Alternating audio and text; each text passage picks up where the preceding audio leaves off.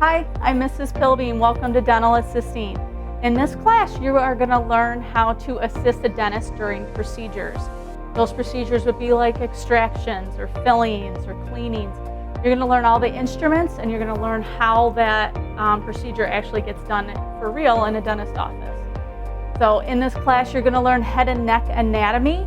You'll learn how we count teeth and what the layers of the teeth look like.